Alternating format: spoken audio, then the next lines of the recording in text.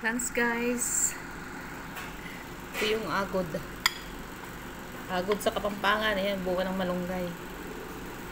Overload tayo ngayon ng gulay. May kalabasa at saka okra. Tapos talong, may tinapa. Ayan, kain tayo. Let's eat!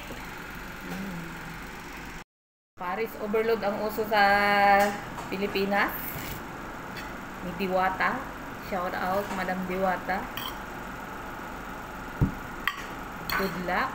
Very blessing yung Paris overload mo. Nasali si Diwata. O, ito ang aking Paris overload gulay. Ito guys, pagkain ng malunggay. Pagod sa Kapampangan. Hindi ko alam ang Tagalog. Troso. Troso daw, sabi ng kasama ko. Ganyan ang pag-ulam. Maano nga lang, pero masarap.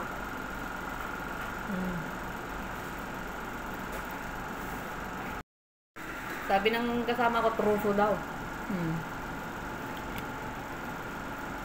Sarap. The best ang malunggay. Super power.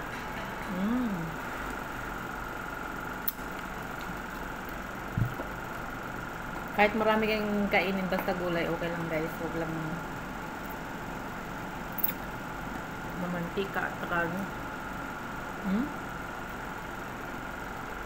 matrabaho nga lang, pero the best ang malunggay. Agod.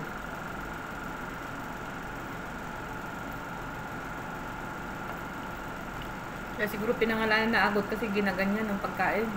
Aagurin mong gano'n, sa ngipin.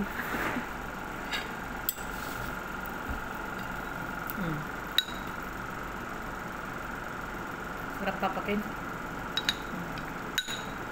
May okra siya. At kalabasa. From Philippines. Sarap.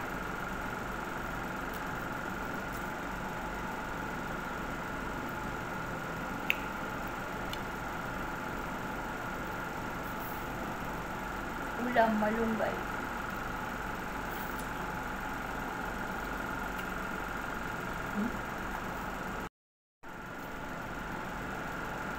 Ginisa ko sa alamang habang kumukulo. Pumasok yung amo ko. Tiningnan. Rihakais daw.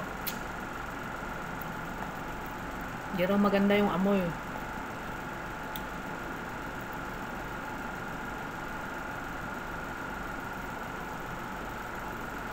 Bahala ka dyan, basta magluto ako ng gulay.